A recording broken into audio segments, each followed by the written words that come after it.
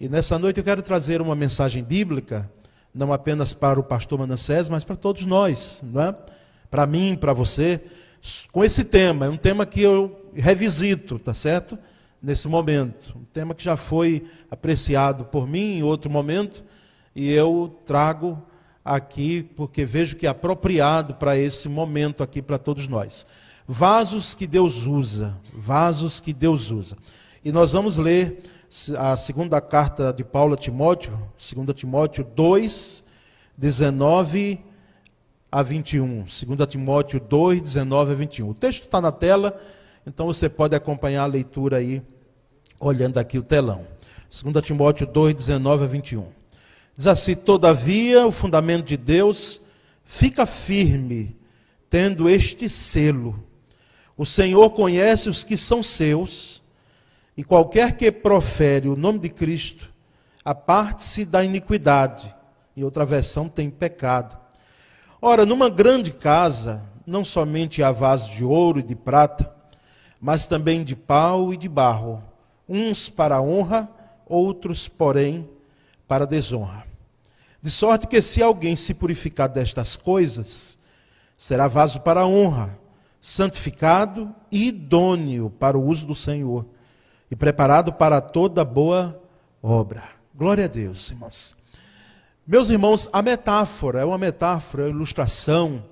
E Paulo, assim como outros escritores bíblicos, e o próprio Jesus, né, o mestre dos mestres, usava muito de metáforas, de ilustrações, para trazer verdades espirituais para os seus ouvintes, para os seus leitores. Então a metáfora que o apóstolo Paulo aqui usa nesse texto, ele escrevendo ao seu filho na fé, Timóteo, vem lá do contexto familiar, no contexto de casa, na época dos leitores de Paulo, na época do apóstolo Paulo.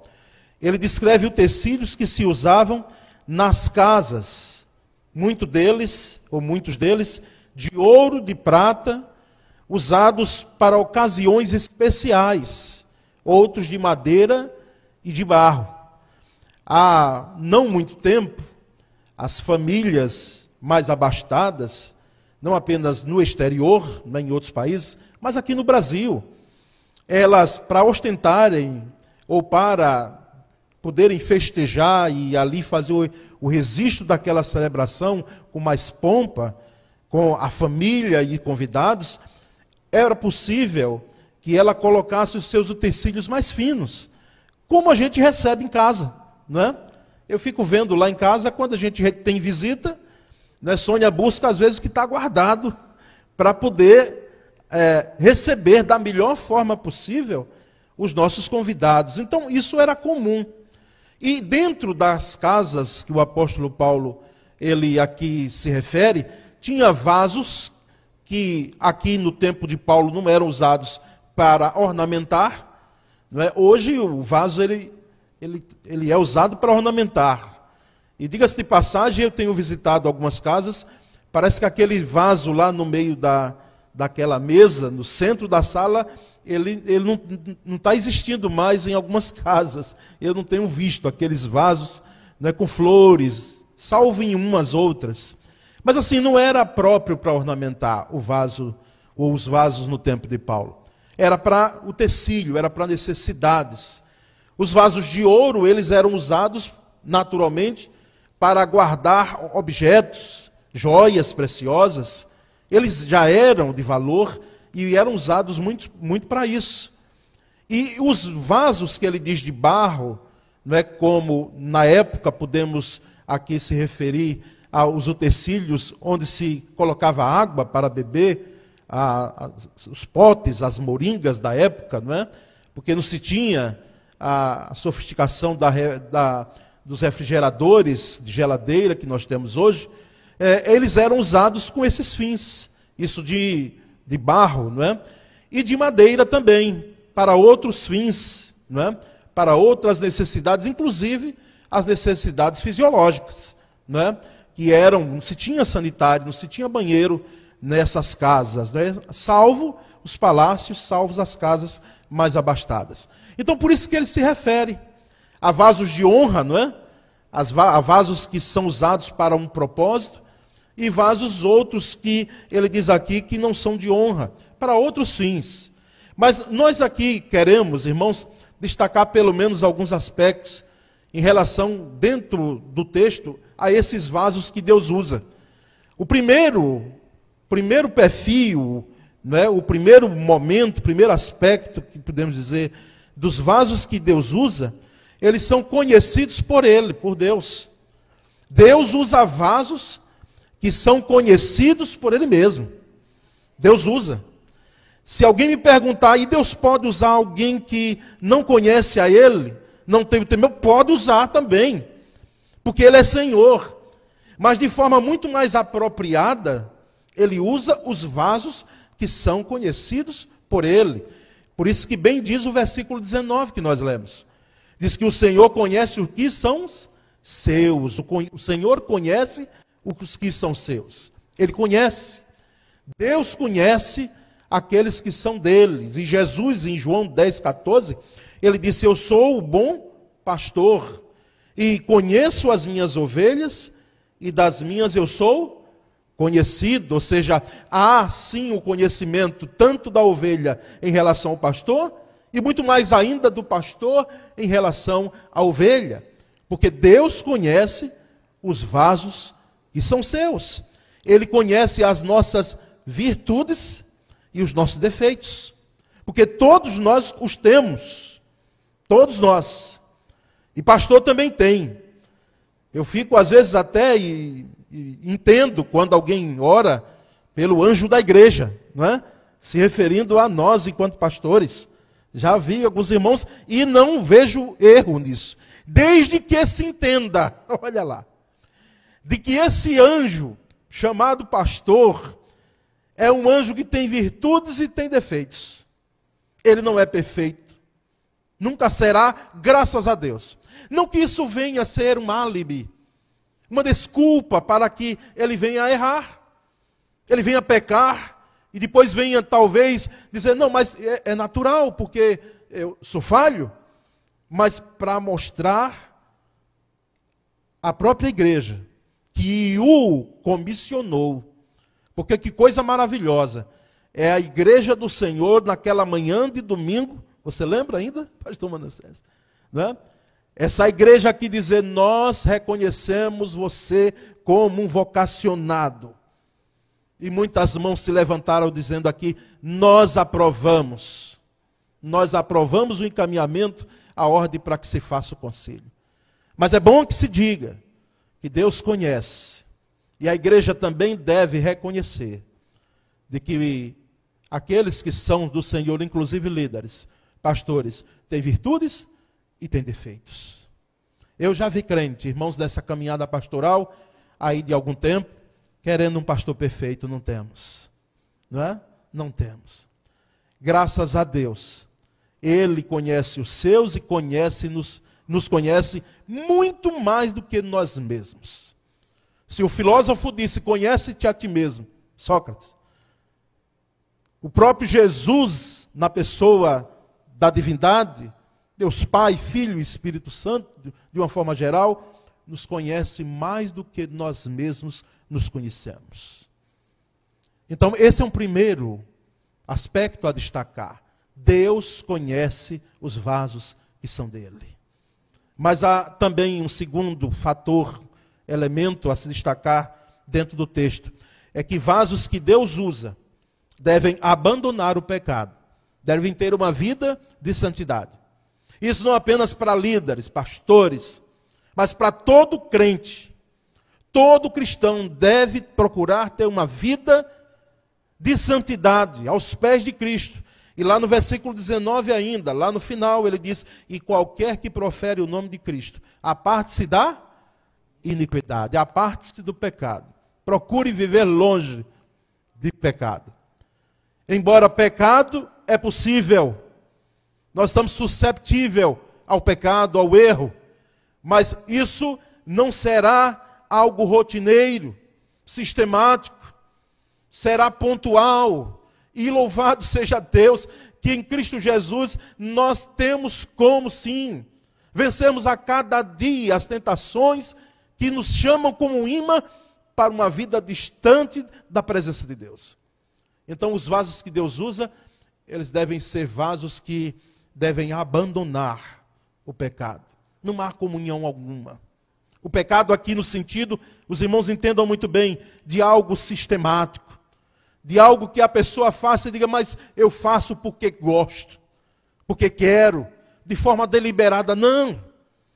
Vasos que Deus usa devem, de fato, viverem longe de práticas como estas que nos afastam dos propósitos de Deus.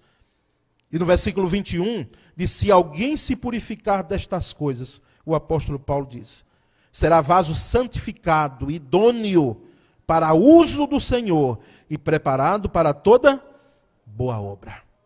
Então, vaso idôneo, e interessante que o próprio apóstolo Paulo, em outro tempo, em outro momento, em outra carta, diz, quem é idôneo para essa obra? Quem é idôneo? E ele diz, aqui mesmo ele dá a resposta, idôneo se procurar uma vida de santidade aos pés de Cristo, preparando-se então para toda a boa obra. Então, irmãos, vasos que Deus usa são vasos que Deus conhece. E vasos que Deus usa são vasos que devem abandonar uma prática pecaminosa. E é interessante, irmãos, notar que esse deixar, esse abandonar aqui, pode passar o slide seguinte, aqui de separar-se, né, do pecado, o tempo aoristo, no grego, a língua que foi escrita essa carta, pede um rompimento definitivo.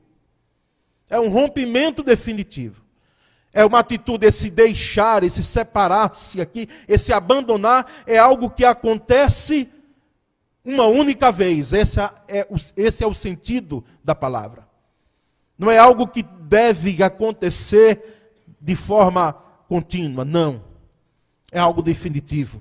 Então a iniquidade aqui, nós podemos dizer que é a sujeira que se apegou ao vaso da vida. A sujeira. São vasos sujos. Infelizmente, pastor Manassés, e não é novidade.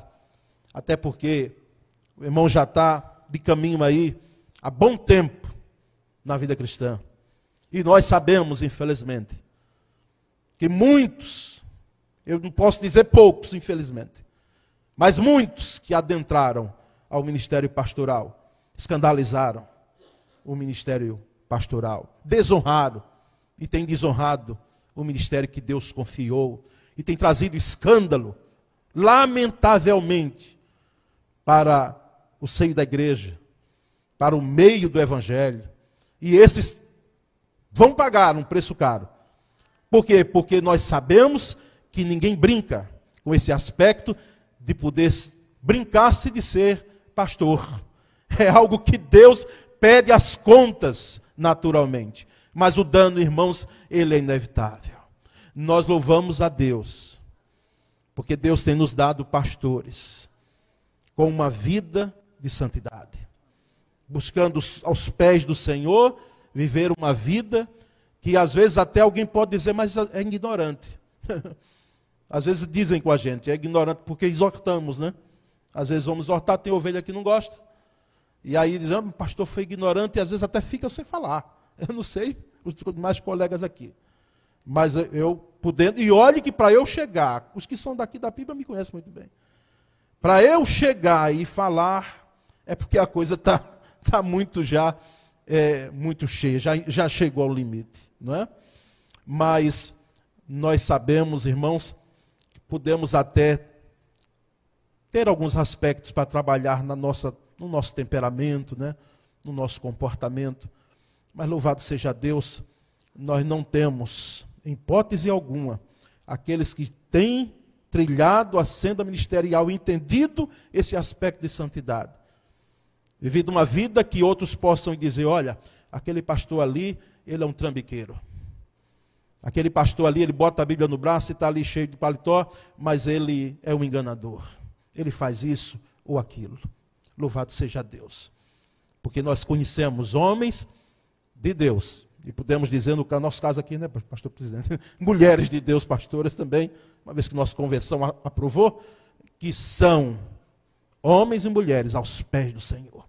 Mas, irmãos, há um terceiro e último aspecto aqui, em relação a esse texto, de vasos que Deus usa. Vasos que Deus usa trazem honra ao nome do Senhor.